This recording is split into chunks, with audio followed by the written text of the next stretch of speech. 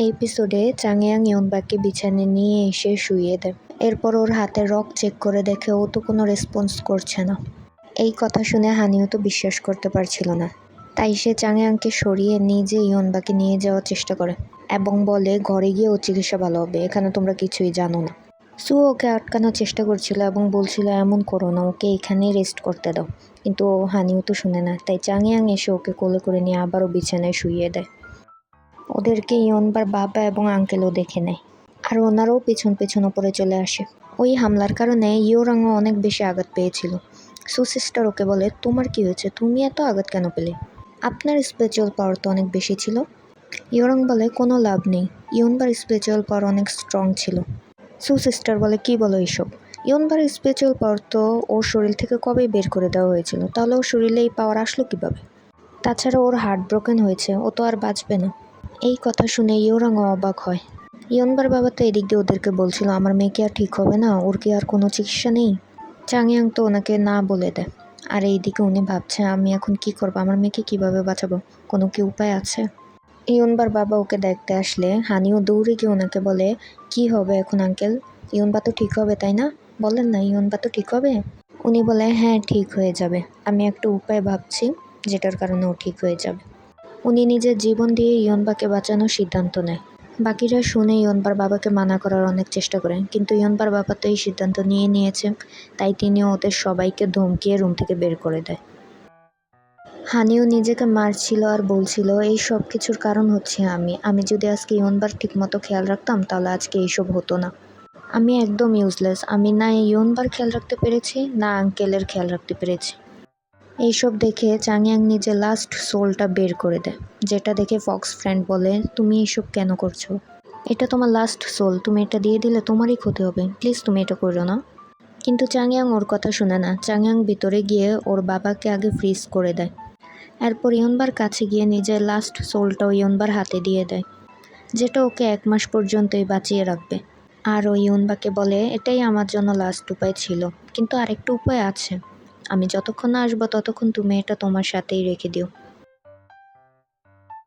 ওর বাবা ঠিক হয়ে ভাবছে মনে হয় এখানে কিছু একটা হয়েছে, আমার জানি কেমন লাগছে।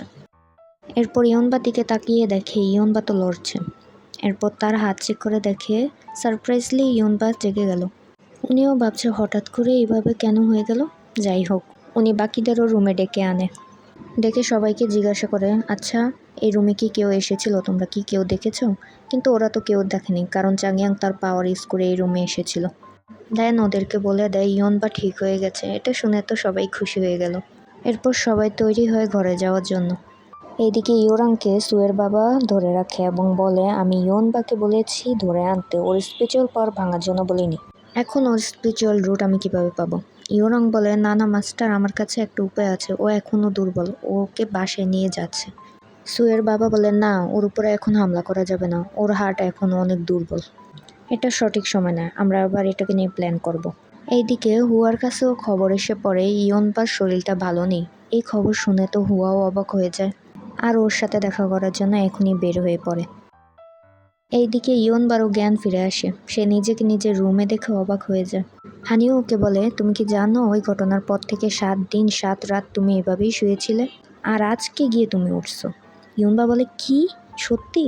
সু ওর বোনকে বলে, জানো আপু, যে আমাকে কিডন্যাপ করেছে তাকে কেমন জানি চিনা চিনা লাগছিল, কিন্তু ও মুখোশ পরেছিল, তাই আমি ওর চেহারা দেখিনি, তা না হলে তো সু সিস্টার তো জানে এটা ওদের লোক ইয়োরাং, তাই সে কথা ঘুরিয়ে ফেলে। ওর বোনকে জিজ্ঞাসা করে, আপু বাবা কি আমার ব্যাপারে কিছু জিজ্ঞাসা করেছে? সুয়ের সিস্টার বলে, হ্যাঁ বাবা তোমার কথা জিজ্ঞাসা করেছে, বাবার সাথে তোমার দেখা করা উচিত। সু বলে, মাত্রই তো ইয়নবার জ্ঞান ফিরলো, আমি এখনই কি চলে যাব? আর এমনিতেও হানিও আমার অনেক সাহায্য করেছে, ওর বিপদের সময় যদি আমি এখান থেকে চলে যাই তাহলে কেমন দেখে না ব্যাপারটা। আসলে তো সু আর একটু সময় কাটাতে চাচ্ছিল হানিওর সাথে, তাই বিভিন্ন বাহানা দিয়ে এখানেই থাকতে চায়। ইয়নবা চাংয়াংয়ের লকেট দেখে ভাবছে, এটা তো চাংয়াংয়ের, এটা আমার কাছে কি করে আসলো? এরপর হানিওকে জিজ্ঞাসা করে, চাংয়াং কোথায়? আমার জ্ঞান ফিরেছে, এই পর্যন্ত একবারও দেখা করতে আসলো না আমার সাথে। হানিও বলে, চাংয়াং তো ধরতে গেলে গায়েবই হয়ে গেছে, যখন থেকে তুমি অজ্ঞান তখন থেকে আমরা কেউই চাংয়াংকে দেখি নাই। এরপর ওর বাবা এসে ইয়নবাকে চেক করে এবং ভালো ভালো কথা বলে। হানিও দেখে বলে, আমি তো পুরাই অবাক। আঙ্কেল না আমাদেরকে বকেছে না কিছু বলেছে, অনেক পাল্টে গেল না আঙ্কেল? কিন্তু ইয়নবা তো ভাবছে হয়তো আমার কাছে আর বেশি সময় নেই, তাই বাবা আমার সাথে এত ভালো ব্যবহার করছে, এত আদর করছে আমাকে। এদিকে ইয়নবার বাবার তো অনেক মন খারাপ ছিল, তাই সে নিজের পুরনো বাড়িতে গিয়ে স্মৃতিচারণ করে।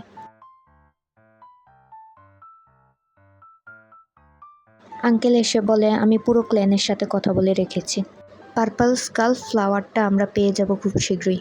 তবু ইয়নবার বাবা অনেক চিন্তিত ছিল আর বলছিল, আমার মেয়ের কাছে সময় অনেক কম, না জানি ফ্লাওয়ারটা আসার আগে আমার মেয়ের কিছু একটা হয়ে যায়।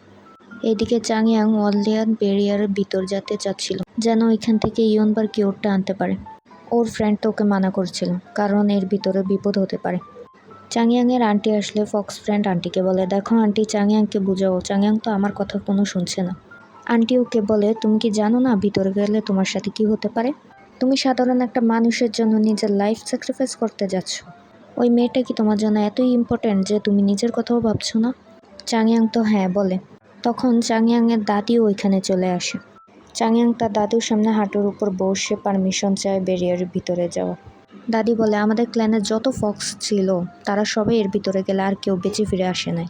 ওইখানে না জানি কত মানুষের সোল আটকে পড়ে আছে, যারা তোমাকে ছাড়বে না। কিন্তু চাংয়াং তবুও ভিতরে যাওয়ার জিদ করছিল, তাই দাদি রাগ করে তার উপরেই আঘাত করে দেয়।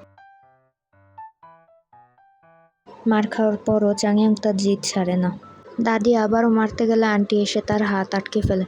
আন্টি বুঝালে দাদি তার মনের মধ্যে পাথর রেখে চাংয়াংকে ভিতরে যাওয়ার পারমিশন দিয়ে দেয়। ভিতরের মহল একদম মরুভূমির মতো এবং অনেক হাওয়া চলছে।